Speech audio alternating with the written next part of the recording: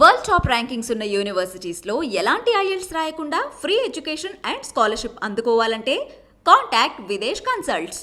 నమస్తే అమ్మా. నమస్తే అమ్మా. అమ్మ, ఇంట్లో పెద్దవాళ్ళు చెప్తూ ఉంటారు ఏంటంటే, ఇంట్లో మంచం పైన కూర్చొని తింటే తిన్నది ఒంటికి పట్టదురా, వద్దు అలా తినడం కూడా మంచిది కాదు అని.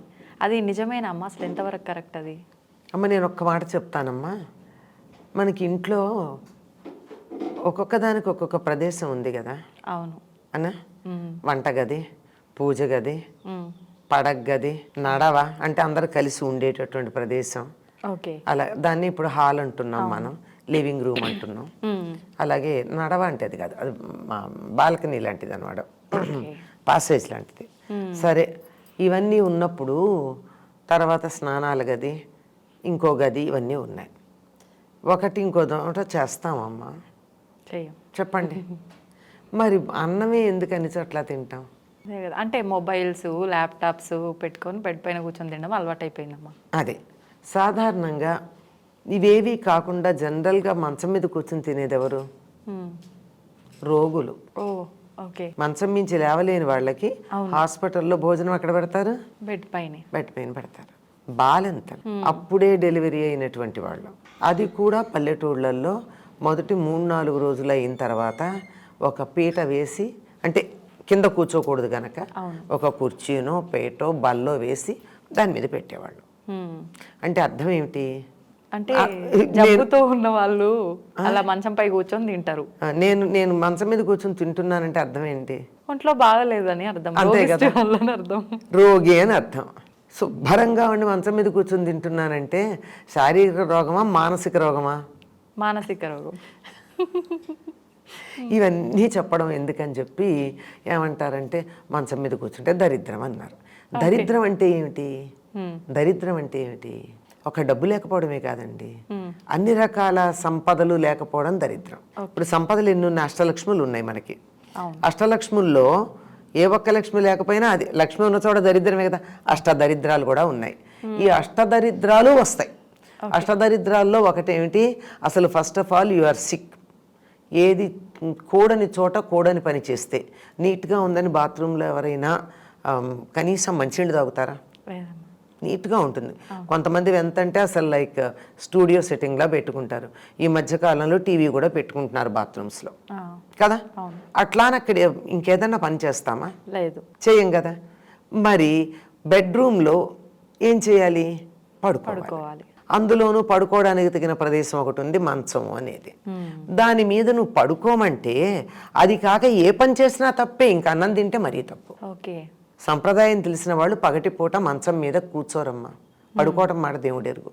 ఓకే, డే టైంలో అసలు కూర్చోవడం కూడా తప్పే. అస్సలు. ఒకవేళ పడుకోవాల్సి వస్తే చాప వేసుకుని నేల మీద పడుకుంటారు, కానీ రాత్రి పడుకునే మంచం మీద పడుకోరు.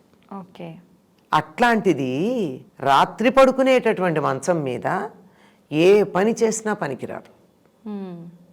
చదువుకోకూడదు, డబ్బులు పెట్టకూడదు, విలువైన వస్తువులు, గౌరవించదగిన వస్తువులు, ఖరీదైన కాదు, అట్లాంటివి పెట్టరు. అట్లాంటిది అన్నం తినడం అంటే అది ఎంత తప్పో చూడండి. అర్థమైంది కదా. తర్వాత కాసేపు అదంతా పక్కన పెడదాం, పద్ధతి సంప్రదాయం వీటన్నిటిని పక్కకు పారేద్దాం, అవి మనకు అక్కర్లేని వస్తువులు కదా. అందుకని అక్కడ పెట్టేస్తే మంచం మీద తిన్నావు, తిన్నాక ఒక్క మెతుకు కింద పడింది అనుకో, ఏమవుతుంది? కనపడచ్చు, కనపడకపోవచ్చు. లేదు, ఒక మెతుకు కింద పడితే దాన్ని తీసావు, తీసుకున్నా దాని తాలూకు చిన్న నలక దానికి అంటుకుంటుంది. చీమలు పట్టవా?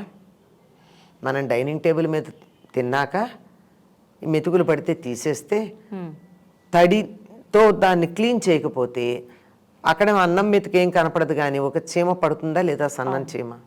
మరి అట్లాంటివన్నీ మంచం మీద పడితే నీకేమంత ఆరోగ్యం? చీమలు పట్టవా?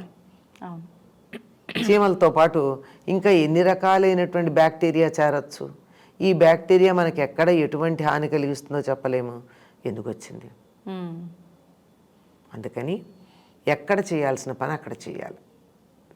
ఓకే, అంతేగాని మంచం పడుకోవడానికి ఇచ్చిన మంచం మీద అన్నం తినడం అన్నది సరైన పద్ధతి కాదు. మంచం భోగ వస్తువుగా చెప్తారు. భోగ వస్తువు అయినటువంటిది ఇది అన్నం తినడం అనేది శరీర ధర్మం కోసం చేసేది. అది ఎట్టి పరిస్థితుల్లో మంచం మీద తినకూడదు. ఆ మాట చెప్తే ఇంత విషయం చెప్తే చాలే చెప్పవచ్చో చాదస్తామంటారు. అందుకని దరిద్రం అని, దెయ్యాలు పడతాయి అని ఇంకో మాట, అవును. ఇవన్నీ చెప్పి అలా భయపెడితే తినడం మానేస్తారని తప్ప ఇప్పుడు అర్థమైంది కదా మంచం మీద తినచ్చో తినకూడదు. ఇంత క్లియర్గా చెప్తే ఇంకా క్వశ్చన్ వేయరమ్మా, అర్థమైపోతుంది. మామూలుగా పెద్దవాళ్ళు ఏం చెప్తారు, అరే తినొద్దురా మంచిది కాదు, ఏ పోవే, జనరల్గా అట్లనే అంటుంటారు అమ్మ పిల్లలు. దరిద్రం ఏం వస్తుందిలే అంట. కాదురా, చీమలు పడతాయి, దోమలు పడతాయి, పురుగులు పడతాయి, కనపడవు, తర్వాత రోగకారకులు అవుతాయి అంటే చిన్నపిల్లలకు అర్థమవుతుంది. అదిగా రోగే తింటాడు, ఇవన్నీ కొంచెం ఒక వయసు వచ్చిన వాళ్ళకి అర్థమవుతుంది.